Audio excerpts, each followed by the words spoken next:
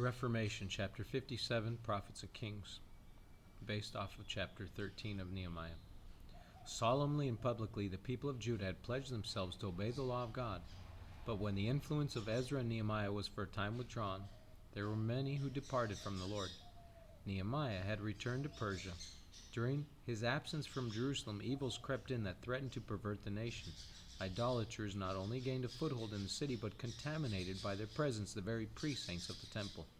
Through intermarriage, a friendship had been brought about between Eliashib, the high priest, and Tobiah the Ammonite, Israel's bitter enemy. As a result of this unhallowed alliance, Eliashib had permitted Tobiah to occupy an apartment connected with the temple, which heretofore had been used as a storeroom for tithes and offerings of the people. Because of the cruelty and treachery of the Ammonites and Moabites toward Israel, God had declared through Moses that they should be forever shut out from the congregation of his people.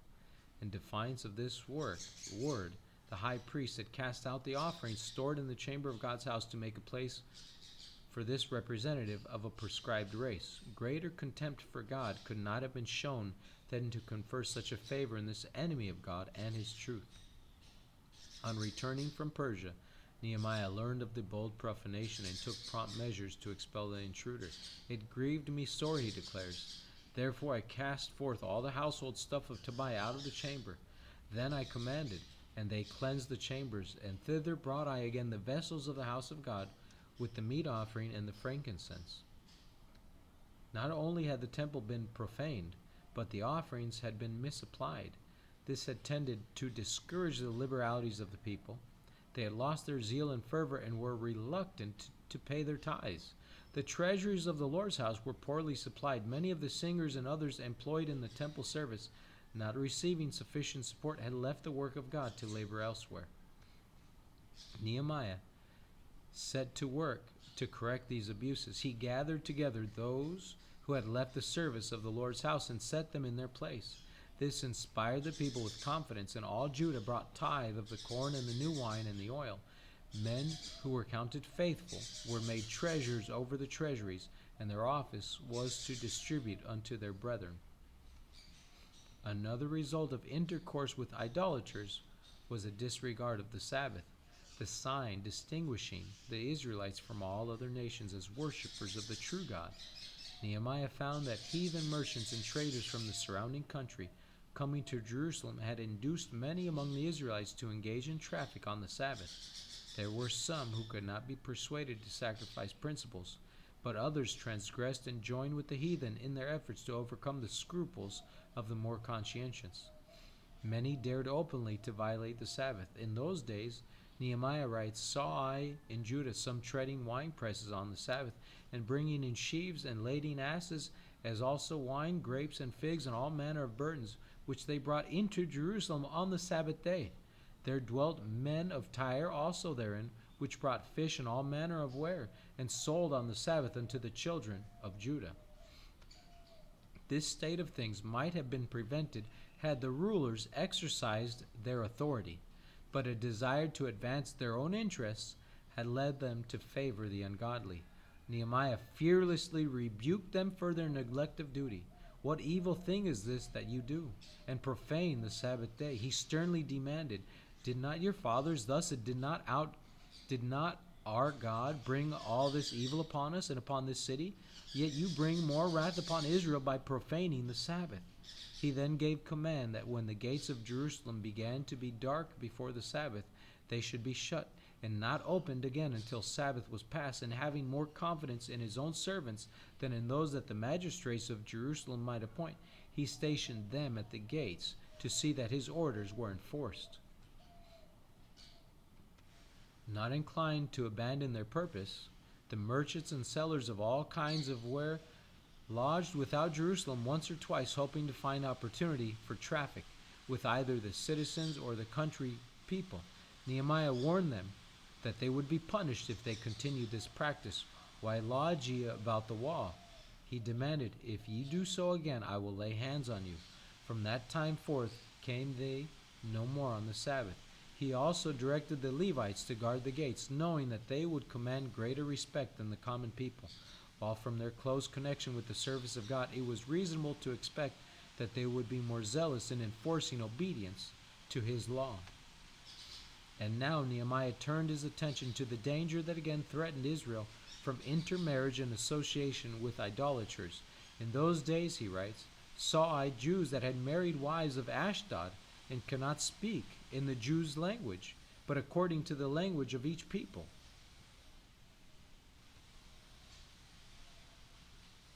These unlawful alliances were causing great confusion in Israel. For some entered into them were men of high position, rulers to whom the people had a right to look for counsel and a safe example.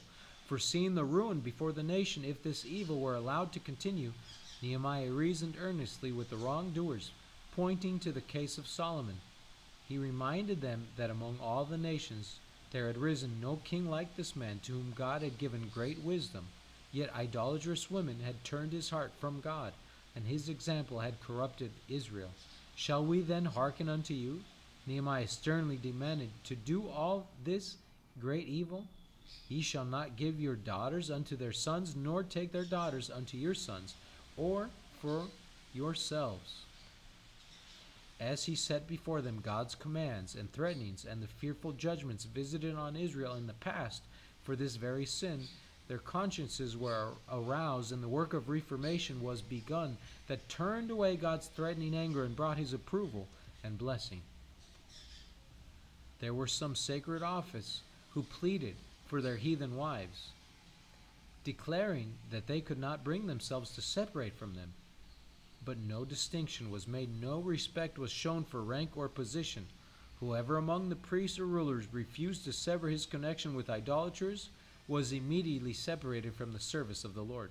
A grandson of the high priest, having married a daughter of the notorious Sanballat, was not only removed from office, but promptly banished from Israel. Remember them, O my God, Nehemiah prayed, because they have defiled the priesthood and the covenant of the priesthood and the Levites. How much anguish of soul this needed severity cost the faithful workers for God, the judgment alone will reveal. There was a constant struggle with opposing elements, and only by fasting, humiliation, and prayer was advancement made. Many who had been married idolaters chose to go with them into exile, and these, with those who had been expelled from the congregation, joined the Samaritans. Hither, some who had occupied high positions in the work of God found their way, and after a time cast in their lot fully with them. Desiring to strengthen this alliance, the Samaritans promised to adopt more fully the Jewish faith and customs, and the apostates, determined to outdo their former brethren, erected a temple on Mount Gerizim in opposition to the house of God at Jerusalem. Their religion continued to be a mixture of Judaism and heathenism, and their claim to be the people of God was the source of schism, emulation, and enmity between the two nations from generation to generation. In the work of reform to be carried forward today, there is need of men who, like Ezra and Nehemiah, will not palliate or excuse sin, not shrink from vindicating the honor of God. Those upon whom rests the burden of this work will not hold their peace when wrong is done, neither will they cover evil with a cloak of false charity. They will remember that God is no respecter of persons, and that severity to a few may prove mercy to many. They will remember also that in the time that in the one who rebukes evil, the Spirit of Christ should be revealed. In their work, Ezra and Nehemiah humbled themselves before God, confessing their sins and the sins of their people, and entreating pardon as if they themselves were the offenders. Patiently they toiled and prayed and suffered. That which made their work most difficult was not the open hostility of the heathen, but the secret opposition of pretended friends, who by lending their influence to the service of evil increased tenfold the burden of God's servants. These traitors furnished the Lord's enemies with material to use in their warfare upon his people.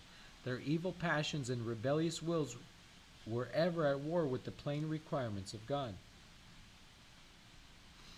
The success attending Nehemiah's efforts show what prayer, faith, and wise, energetic action will accomplish. Nehemiah was not a priest, He was not a prophet. He made no pretension to high title. He was a reformer raised up for an important time. It was his aim to set his people right with God. Inspired with a great purpose, he bent every energy of his being to its accomplishment. High, unbending integrity marked his efforts. As he came into contact with evil and opposition to right, he took so determined a stand that the people were aroused to labor with fresh zeal and courage. They could not but recognize his loyalty, his patriotism, and his deep love for God. And seeing this, they were willing to follow where he led. Industry in a God-appointed duty is an important part of true religion. Men should see circumstances as God's instruments with which to work his will.